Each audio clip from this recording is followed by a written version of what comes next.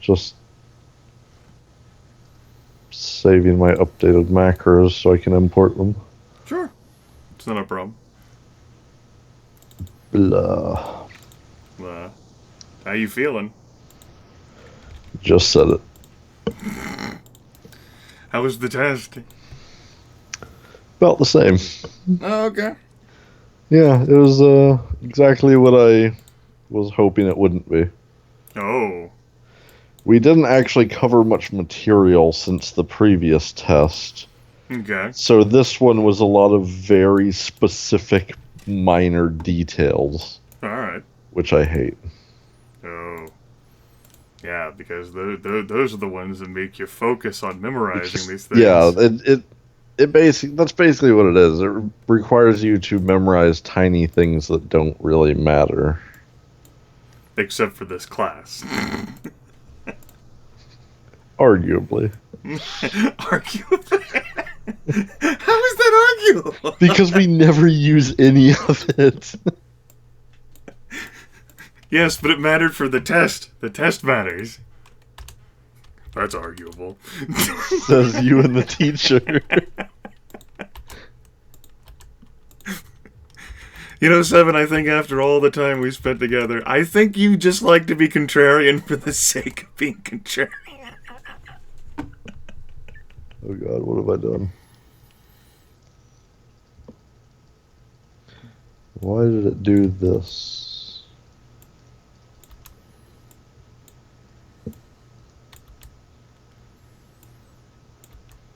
Well, you know, if now's not a good time for you, we can wait until, like, next week or something when you're less busy. Not busy, though. Not at all. No, I'm serious, you know. If now's not actually a good time, like you said you thought it would be, then it's not a big deal. I'm just trying to figure out why it won't import correctly. Clear group.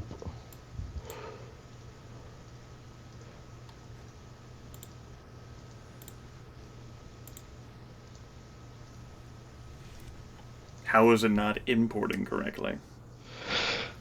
It's... Is it keeping all of your old macros? Yes, it's not just importing the entire set as... I just cleared all the old ones and imported them again. I would say you could just, like, delete all of the macros that import your entire new set. Yeah, that's what I had to end up doing.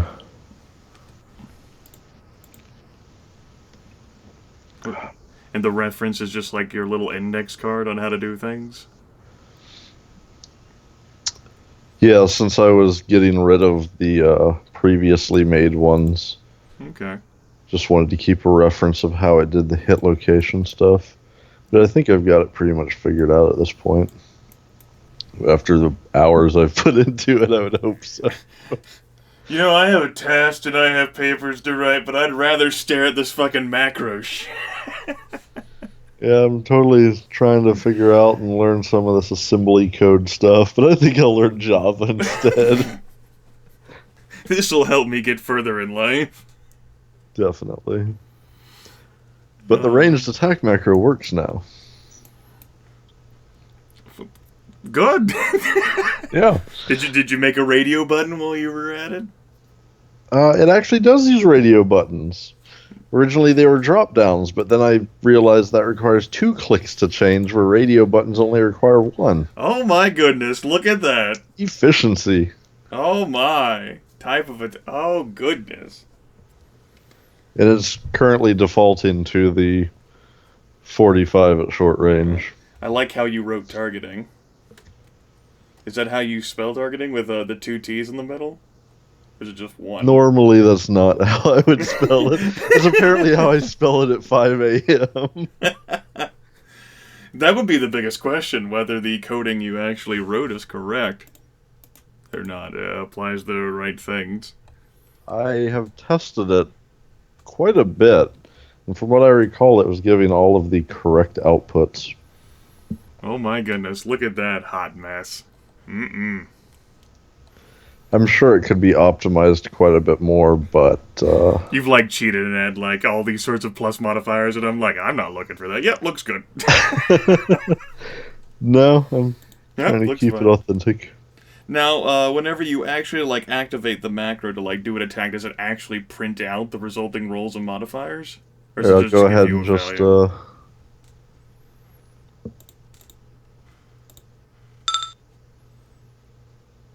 If I mouse over that, yeah, it does.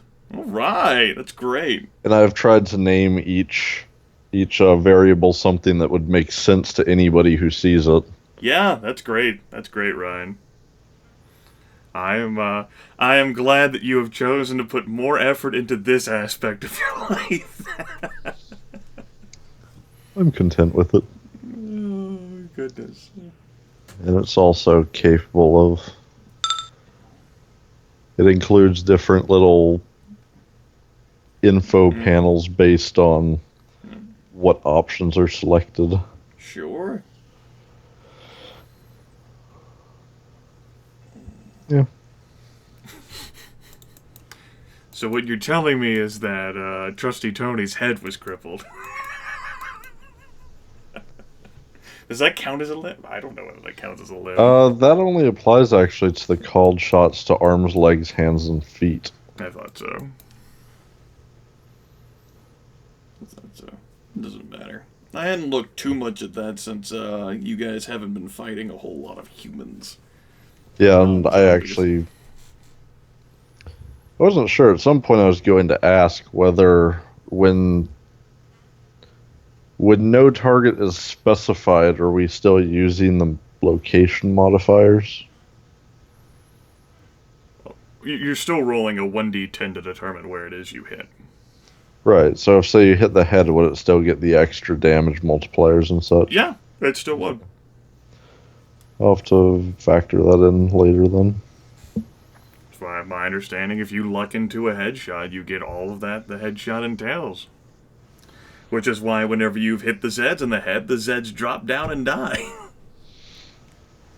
So I figured maybe it just had special rules. You know? I don't know the zombie rules. Good. Because then you'd spend more time walking to and from tests trying to deduct shit based off that. It'll never be as bad as trying to interpret and deduct shit from Shadowrun, though. You know, I was about to make a Shadowrun joke. That's great. That you can sit there for months just thinking about it, and at the end be like, you know, I have no fucking clue. Pseudoscience. All right. Oh shit. That's what everyone will take out of this. No matter what, this is not as convoluted as Shadowrun. We could try. You know, I don't feel like it. If only Shadowrun were like a B-rated science fiction, you know. What do you mean it's not? No, you know, Only LCS RPG. It's B-rated science fiction that treats itself too seriously. Oh shit. I can't off the top of my head think of any references to compare it to. You know, there are other convoluted systems, but Rollmaster. Fatal. Shadowrun's got a special. Fatal is not convoluted. It's just plain fucked up. It's unplayable. No, it's playable. It's just fucked up. Oh goodness. I should never have to make some of the rolls that it suggests you might have to You make. have to determine anal circumference, right? Just in case tearage occurs. Just in case. I mean, you gotta be prepared. Do you need to be prepared for that? It might come up. Should it? It's not a question of whether it will or not. Should it ever come up? Because I feel the entire world can do without such things. Could it? Yes. Oh, okay. I figured I'd try your angle on the matter. Could it? All right. In that case, we'll go ahead and get this ball rolling here. We'll start off from the basis of the little primer introduction that I shipped off to you. Mm-hmm. In which case, Jeremy, your character, is waking with a start here. None bound, but he's still naked, resting on that cold metal bench there in the ink black room with only the dim light at the top of the ceiling to cast a rather weak glow upon everything. It's enough to certainly create the disorientation of, well, where the fuck am I and where the fuck are the walls? Because with such a dark room, it's difficult to even perceive where the corners of one wall end and another begin. It's great to see that the tax dollars of the American people are hard at work making rooms like these. At least I got to get my taxes out of it, I think. And yes, that rumbling basso voice erupts from a tinny speaker, one that I will not be replicating for these, but we certainly used our imaginations for far greater things in life, like interpreting things were better than what they were. Far better indeed. Not going to name any systems or any experiences, saying, we'll begin our session momentarily. Try not to lie, Jeremy. Not like Eugene did. There's nothing you can hide from your friend. Now, the primer mentioned, though it seemed to imply that I recognized that guy's face. Yes, and I would say this, and as a matter of fact, and I'll go ahead and show you the motherfucker's face with the chin. It looks like Bruce Campbell. Hell of the king. Which of course is completely like, why the fuck is Bruce Campbell? Who gave you stars? Doesn't make any sense. Never heard anything about this. It's some bad horror, son of a bitch. But yes, not from like an actual like character active in Jeremy's life so much as that looks like a person who should not be here. Just a clever little ruse. Yes. And that's when they take off the fucking, like, those skin masks that you see in Mission Impossible, like, or Total Recall. Just had to drag that in, didn't you? Just trying to help the roleplay along. Jeremy just sits there quietly trying to look around futilely. It's a great room. A lot of detail associated with this. Could you describe those details? It's, maybe a 20-foot cube of ink black. The door is marked only because you're that's where the doorway would be, but it blends in really fucking well with the rest of the wall. And there's that dim light enough to cast a light upon you and the situation. You can certainly lean your foot off the bench and know that you touch the cold metal floor. It just, it looks as if it would get lost in a void were it not for the hard surface. Yeah. Like like Fletch is floating around there in a bit of isolation. Even though there's clearly walls and floor and a ceiling. How high above me is the light? It's a 20-foot cube with the ceiling 20 feet high. It would be quite a bit of a reach. Okay. The tinny voice, the basso from the tinny speaker says, "Your full name, please. We'll start off a bit light for you."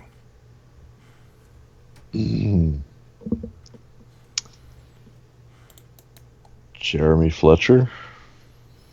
And where were you born, Mr. Fletcher? I don't remember if I mentioned that. Oh, shit. I mean, you can just make up a spot off the top of your head. It doesn't matter. Could ask for a social security number, too. Yeah, let me get it right out of my pocket here. Mm-hmm. Let's go with Austin, Texas. All right. So, Mr. Jeremy Fletcher from Austin, Texas, what brought you to my little corner of Pennsylvania?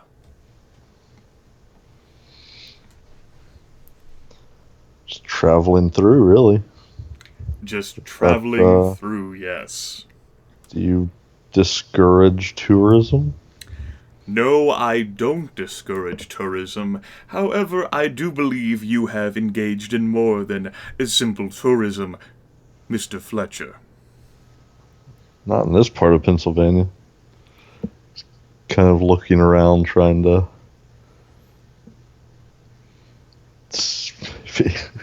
really just looking for anything to stand out, but expecting nothing. It would be the little tinny speaker on the wall from which the basso voice is emitting. Right. I see. What kind of tourism have you engaged in thus far on your travels, Mr. Fletcher? I had a chance to stop at a not-so-great diner in a not-so-great town before a not-so-great fire. Ah, I see. I would imagine such a small timer like yourself would be so evasive. I see your record here. You've got a little bit of breaking and entering, few other accusations. Nothing too major by hook or crook. Kind of presses his teeth together and swallows a little hard. But you've certainly gotten yourself into quite the situation now. Your typical ploys will not work versus the United States military, Mr. Fletcher.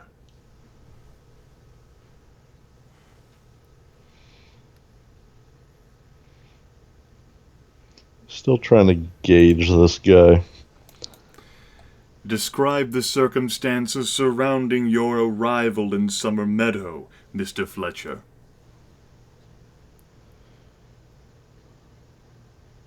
There was no sort of bus station in Summer Meadow, was there? Nope, not a bus station. Might have been a bus stop, like for Romero Regional or some shit, but no bus station. I grabbed a rental up in Maine. Just heading south. South from up in Maine, you say? Yeah, somewhere around that part. What were you doing up in Maine, Mr. Fletcher? Getting into not so wonderful business, I assume you're going to think. Naturally, Mr. Fletcher. Besides, there's nothing of worth to see up there in Maine. Well, I was working. Working? So what kind of activity does a tourist like yourself engage in? Are you a rodeo clown? I should be so lucky. It's a little bit of a construction gig. Construction, yes, the fallback of many types like yourself. Are you good with your hands, Mr. Fletcher? Better than some. Worse than others. Fair enough. Where am I? I could show you to yourself, sure. Are you actually asking? He is actually asking. Okay. For a moment I thought you couldn't see the token. And say, there's a pause and then the basso voice rumbles. Why, Mr. Fletcher, you are now under the... You are under the authority of the United States military. You have been sequestered in a secure location, pending investigation of your actions in Summer Meadow. My actions. You've killed quite a few people. You call those people? Better than some, worse than others. Shit, a lot worse than you and me. So, how by chance did you end up from a rental in Maine all the way down to the little tiny village of Summer Meadow? Couldn't have taken a different route? A more expedient route? Probably. But that wouldn't get me through this part of Pennsylvania, would it? So what brought you to this little bit of Pennsylvania? Just enjoying the sights. Enjoying the sights. And what is there to see around these parts that would have you so interested? What, you don't appreciate a little fresh air now and then? Getting off the beaten path? You couldn't have found that in Maine? It's too cold for my taste. I see.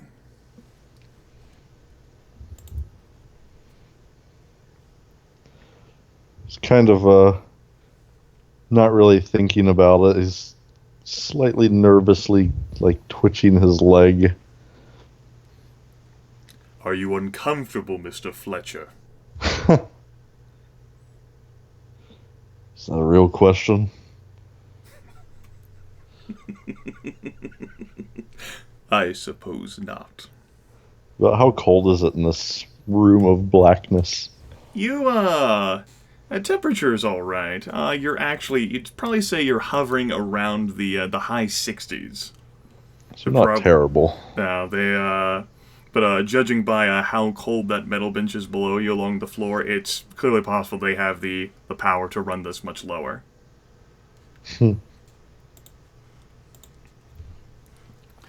So there you were, traveling from Maine to Pennsylvania, heading further south. What was your final destination? Thought I might stop by home. And where is home for you, Mr. Fletcher? Texas? Home is where the heart is. I see. Do try not to be so difficult with your responses. Antonio already tried that. Antonio? Oh. Tony. Yes, trusty Tony to the ilk of you.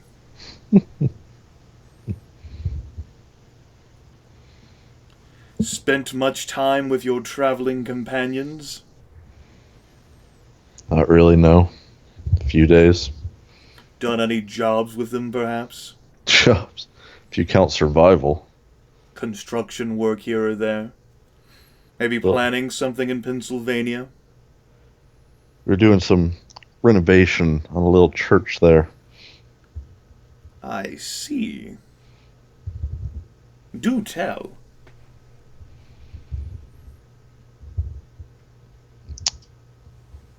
Not much to tell. We just holed up there for a couple nights.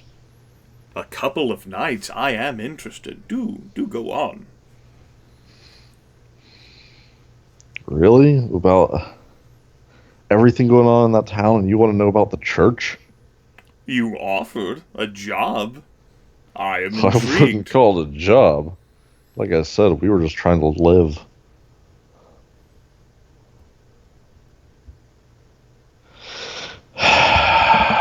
Why don't you tell me about all of your time in Summer Meadow, Mr. Fletcher?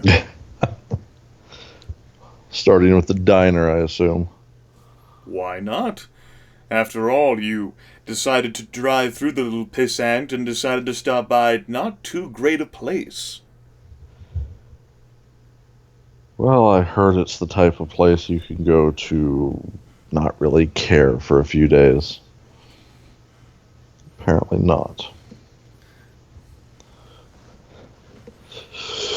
The diner.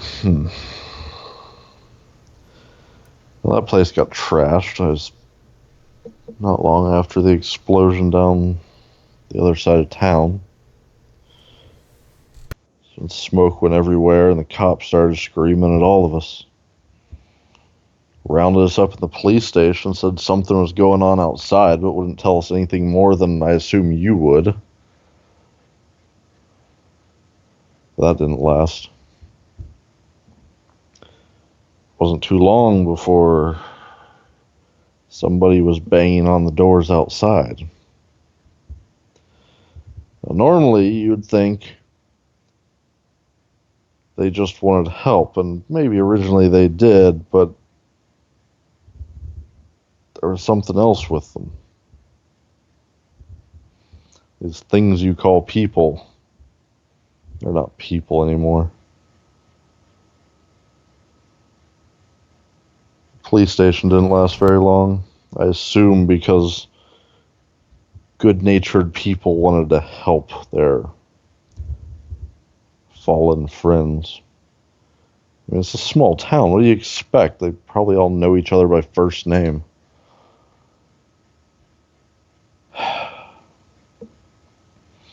I grabbed what I could and ran. They're screaming everywhere. Was holed up in a house nearby for a couple days, but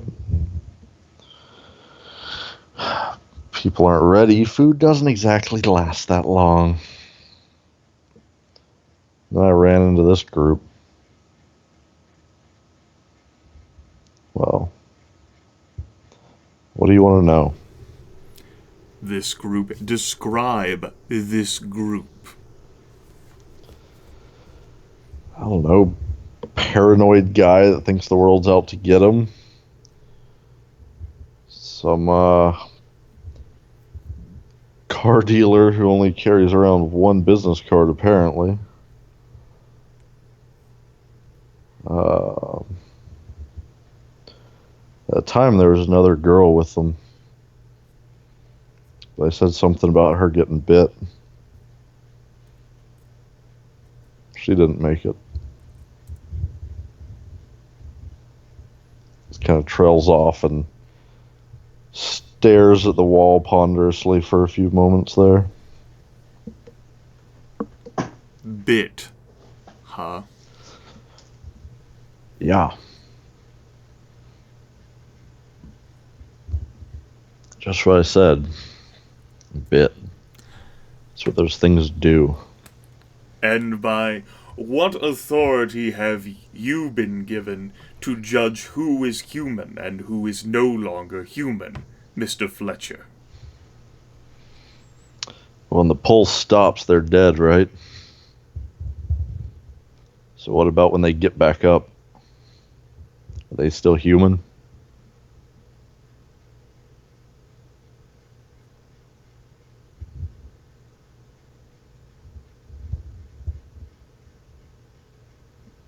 So you haven't spent much time with the companions with whom you were found.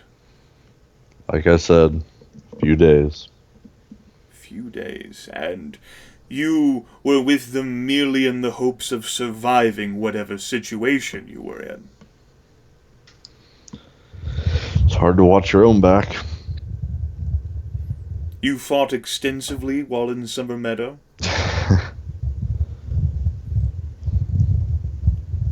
I don't know if I'd call it extensively, but we ran into some problems. Describe these problems to me, Mr. Fletcher. Oh, dead people, missing arms, legs, and anything else trying to bite and otherwise eat us. Go on. That's what they do. The people, the dogs, fucking rats, cows. It's not safe in there. Rats? Yeah, rodents, rats. Even a fucking deer. The shit is infecting everything.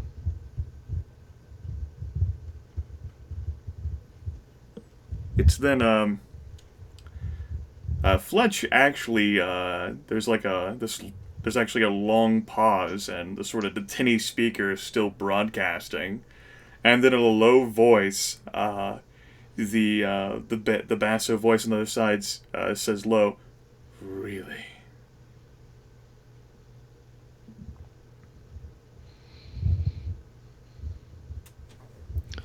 At this point, Fletch has gone beyond just his leg twitching a little bit, and he's probably a little bit shaky, actually, having a moment to sit down and think about it all. It's at that moment that the speaker stops broadcasting.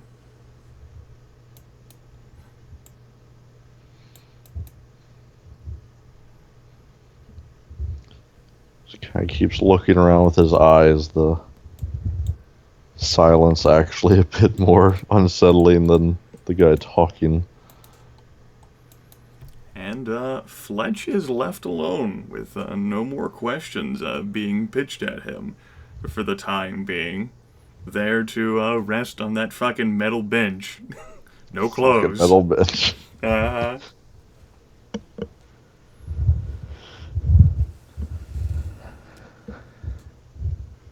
There's several hours which end up passing at time during which the room ends up dropping maybe 7-8 degrees in temperature into the low 60s.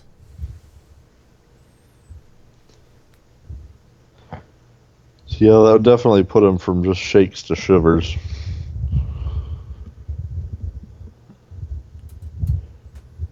Then it settles and it climbs back up in the process. Eventually, the door, or at least part of the door, is opened for long enough for a tray of presumably food to be slid in, and then rapidly and swiftly shut.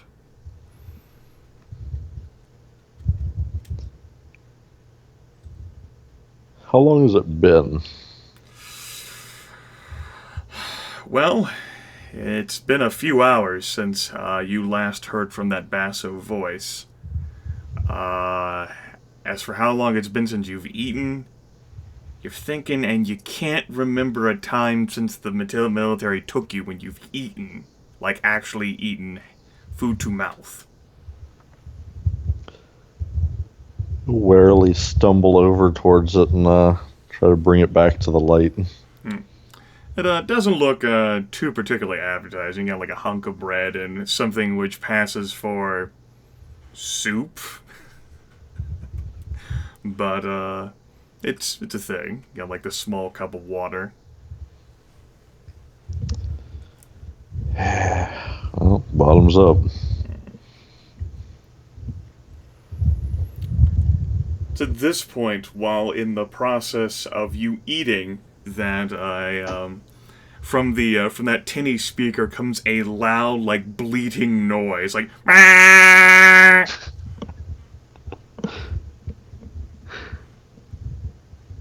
assume most of this is going all over the floor.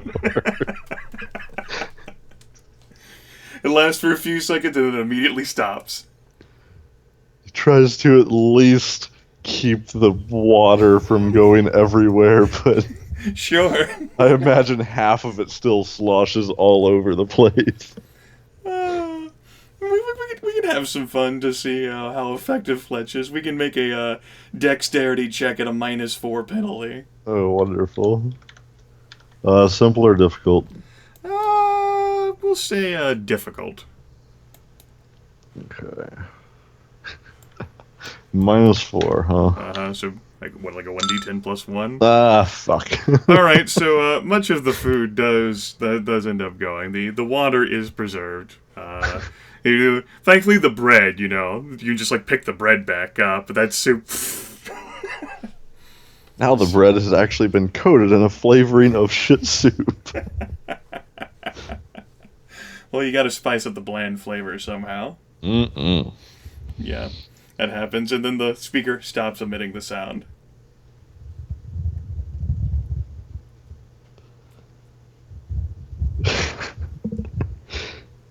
After he finishes drinking the water quickly now, not wanting to lose it all, actually instead of throwing the cup at the speaker, Just sitting there a little bit more miserable and shaken than before.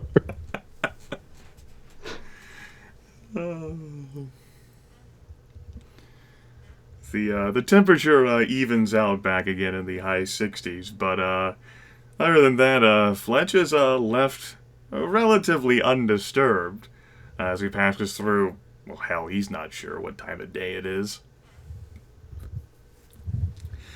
It so happens that perhaps roughly every 90 minutes, give or take, whatever the fuck, when he's lost in his thoughts or thinking whatever he is, that loud, annoying bleating can be heard again.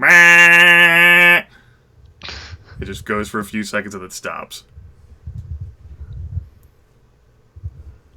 Almost always followed by him muttering something about pricks. Alright, now they just did that one back to back. Just glares at the box.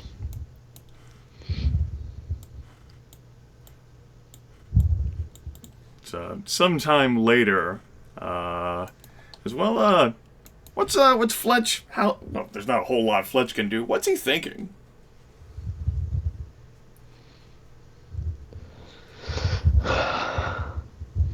Obviously, there's once in a while the thoughts of how the hell do I get out of this mess type thought.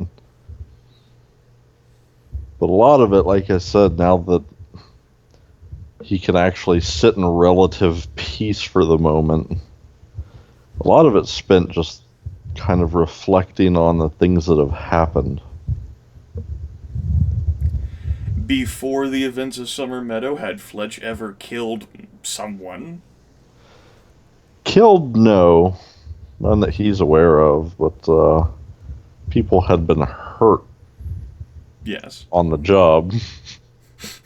By events, construction's pretty dangerous. It's a very dangerous job.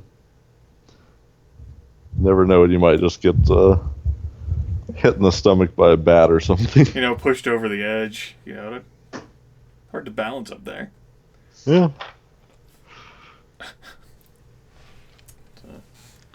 Well, in the process of Fletch's reverie, this ends up being quite some time later, where another meal is quickly pushed through a small slice of the door.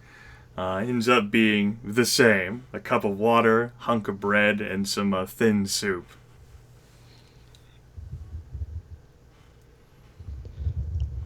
Rather than bothering to pick it up this time, you just eat it, picking up one item at a time and holding it as securely as he can, trying to constantly leave them on the floor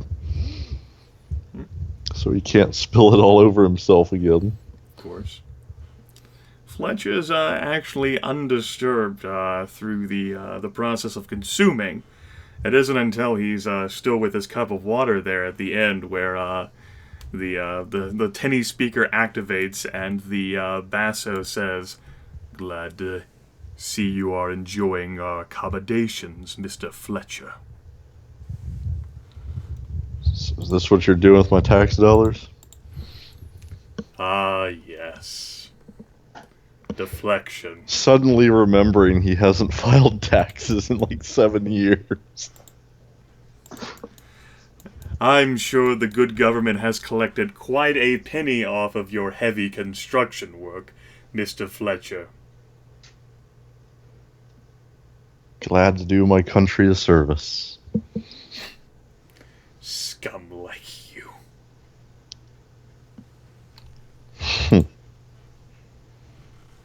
Why don't you tell me a bit more about your personal life, Mr. Fletcher? What inspired you to become this grand traveling tourist, following a carnival of your own design as you traveled the country? Some of us are just lucky enough to find our calling in life.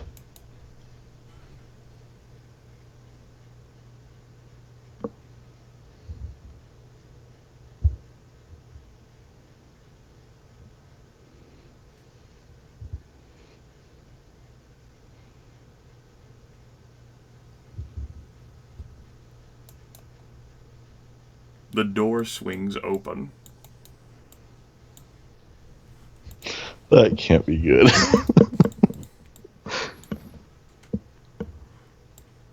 Ends up being two gentlemen still dressed in what appears to be radiation suits. Basically swarm into the room after Fletch with what basically amounts to cattle prods. Or tasers of some kind.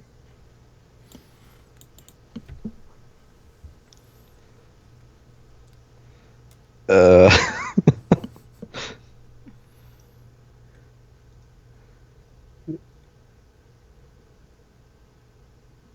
don't expect good results, but he'll try to fight them off if they come at him.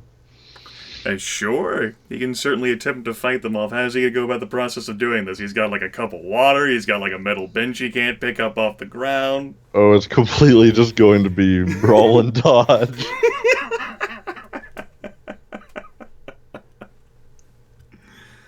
Well, Fletch is certainly rather Although quick. I do imagine he'd probably try to... Logically, I expect nothing to come of this, but try to splash, like, the prods with the water. Well, certainly, Fletch and his creative fighting style, and Is that what we're calling it? he is very quick and on his feet. Actually, and you know, these soldiers in these suits aren't that quick. He does manage to take down one of them before perhaps a very incensed and angry soldier gets a hold of Fletch and begins to viciously beat and zap him into unconsciousness. That's just rude.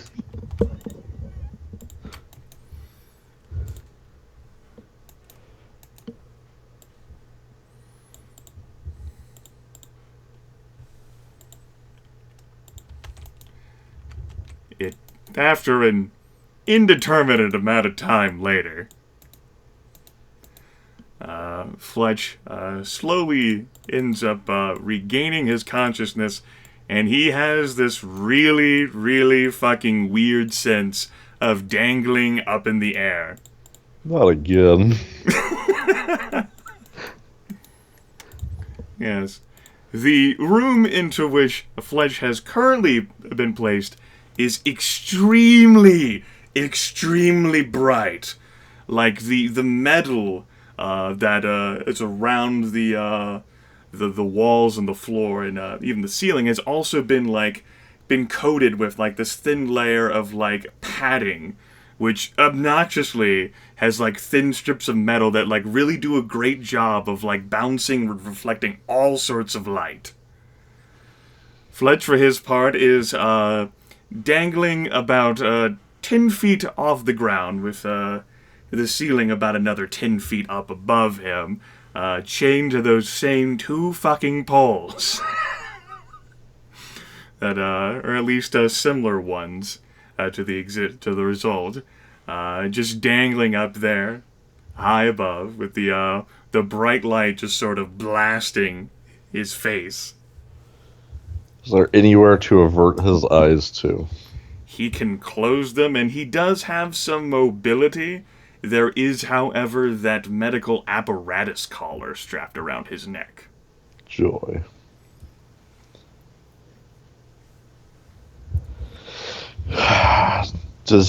Do I see any doors or anything in here? There is one door that Okay. Fletch can see, just sort of cut out of the bright wall. As for actual people, however, he does not spot anyone. Just sort of bound up as he is, still naked. And perhaps to be a horrible sign of things to come in this warm room compared to the ink black room, perhaps in the high 80s. The light goes off for maybe 45 seconds, and then the bright light just slams right back on.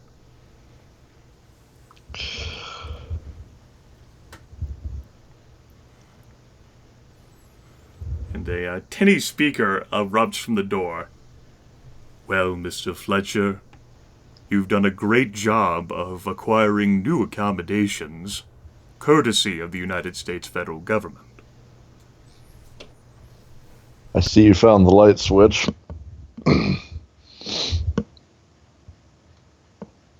Indeed. Now, if you would like to continue along your path of fighting my inquiries tooth and nail every step of the way, then I can reply in kind by making your life more miserable than anything you had seen out there. I don't think you've seen what I saw then. Kind of nervously laughs following that.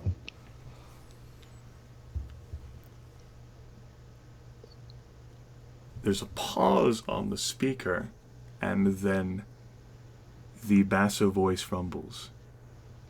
Is that so?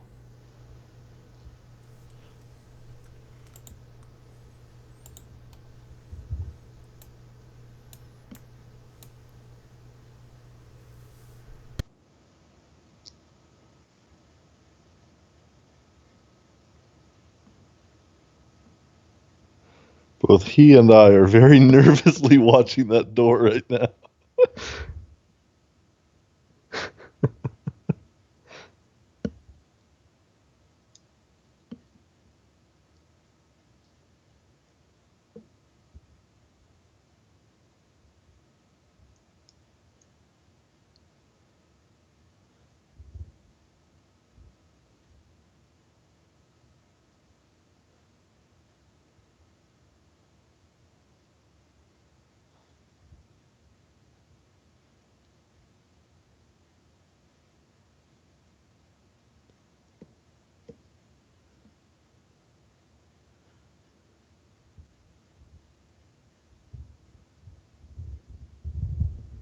Well, that moment of relief didn't last.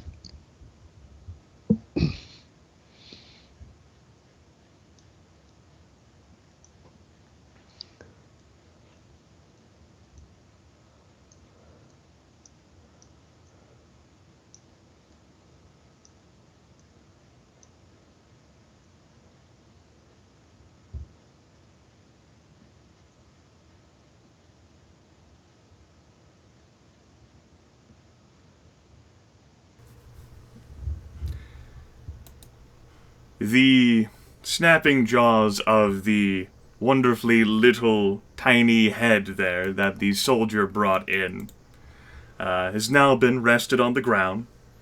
You're 10 feet up in the air, so it's right there 10 feet beneath you. It's sort of been rested on like the back of its severed head, so it's staring right up at you, and the jaws are clicking the entire time. This goes completely tense. So the man in the suit brings it in and sets it up, like, as though he's trying to push himself away from it, even as he's suspended by the chains.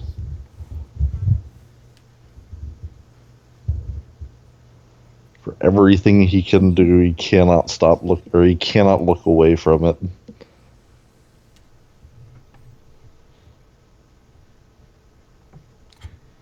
The speaker activates, and the rumbling basso says, "You see, Mr. Fletcher, we've had some experience dealing with them ourselves to keep the quarantine. We've even managed to take a few for our own studies. This, in essence, is a study quite unlike the others we've conducted thus far." Fucking insane. Zombie Head is very interested in you.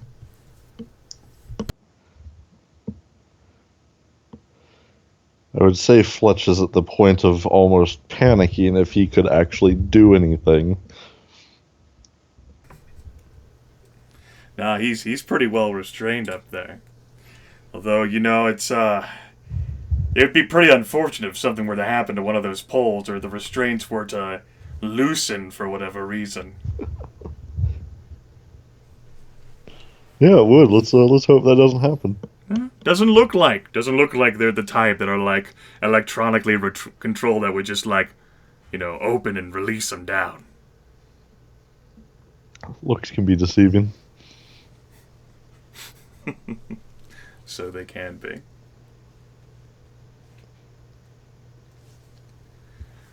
Now, Mr. Fletcher, do believe me when I tell you that I am fully capable of introducing you to greater horrors than you personally experienced, because you personally have not been marred with nothing more than superficial scratches.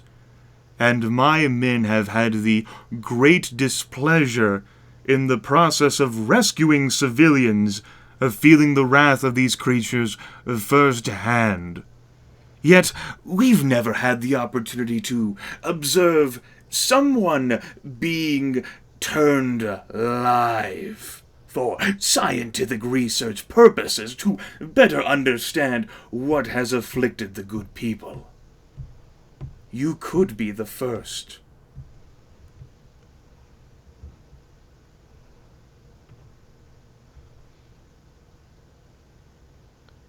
Still just staring at it.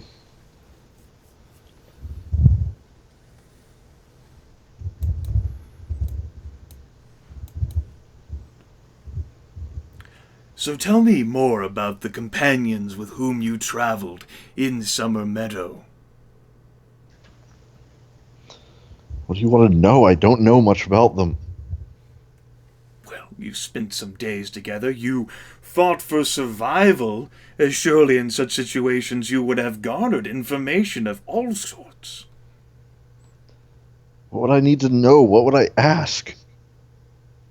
Whatever you thought was useful for your survival. Unless you're a fool. Maybe you are. Wasn't really worried about their birthdays or where they come from. Oh no, just your perception of them. All that information that you just mentioned, I already know. Then what do you want to know? I already asked.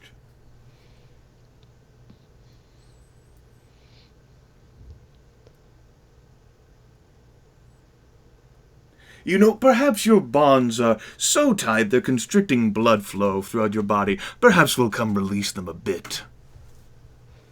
I don't know what you want. I already asked what I wanted. I don't know anything about them. It's Tony and Eugene and Kat and some other guy, Thomas. He wasn't really with us. He's just there. But he knew Kat, and she was from the town. What do you want from me? The lights flick off in the room. Why don't you tell me more about these not humans and not animals you fought, Mr. Fletcher?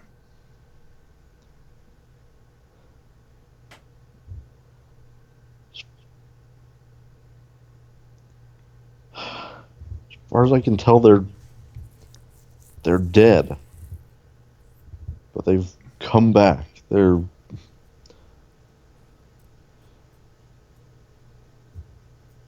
don't seem to feel or care about anything. They just want to eat us.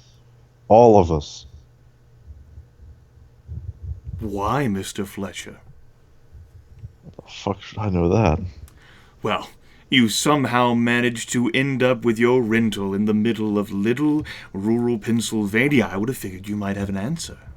And I'm regretting it every minute since.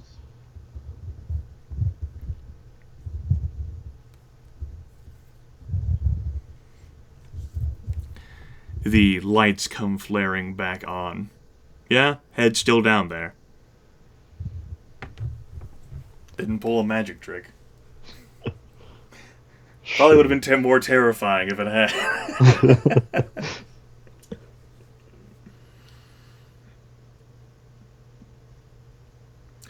how many of these not humans and not animals have you killed, Mr. Fletcher? Killed. If you want to call killing the dead, killing them. Destroyed or put down, whatever makes you feel the most comfortable, Mr. Fletcher. As a group? A few dozen? Me?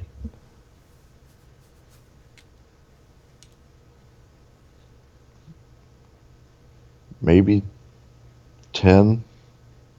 20? And how have you put these things down, Mr. Fletcher? These not humans and not dogs and not cows and not dogs?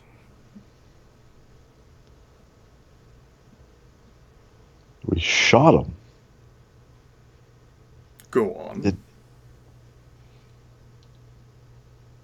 Shoot him in the head. How... I know it sounds stupid, but what else do you do to the Walking Dead?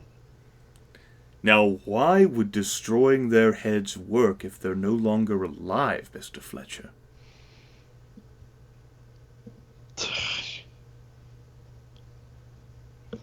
How do you expect me to know that?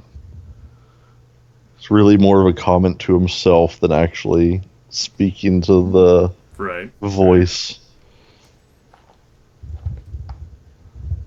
Of course. It just does. Of course. You're obviously a bit harried, and the mental and emotional strain of the situation have taken their toll even for a hardened criminal like yourself. We'll leave you here to think about it for a bit. Well, don't leave this thing here. It'll keep you on your toes. That's what you criminals live for, right? The thrill of the danger, of the adventure. Is that what you think? That's what we'll find out. And the tinny speaker cuts out.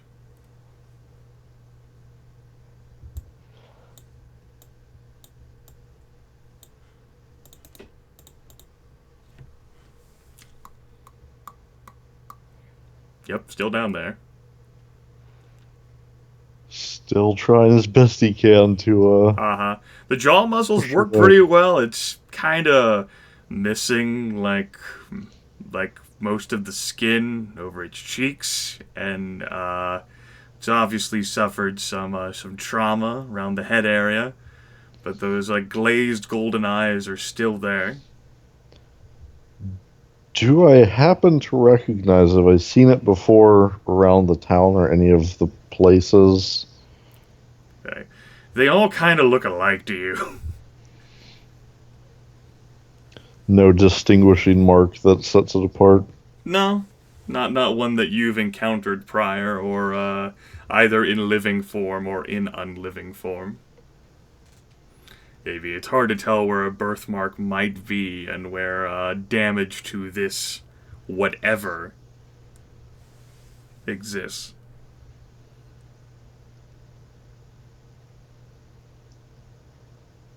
Fletcher's left to dangle there, though. And it's pretty telling when about 7 minutes later, the lights go out and they stay out.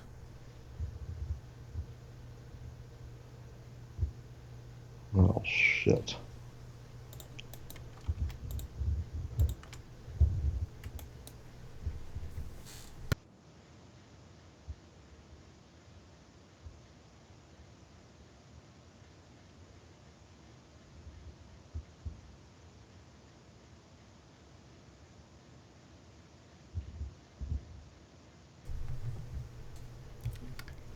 Minutes pass. Probably turns into an hour, maybe 2.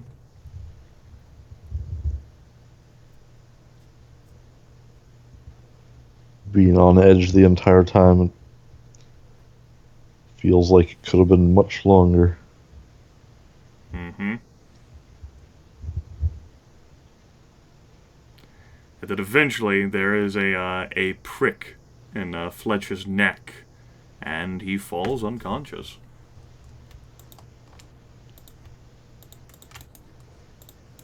Not sure if good thing.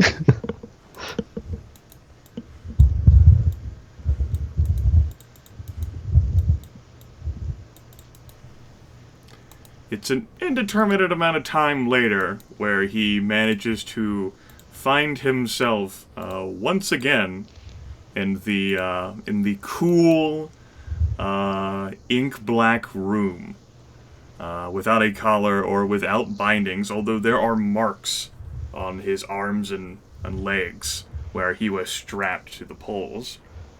He'd instantly bolt up and stand on the bench. And is it like against a wall?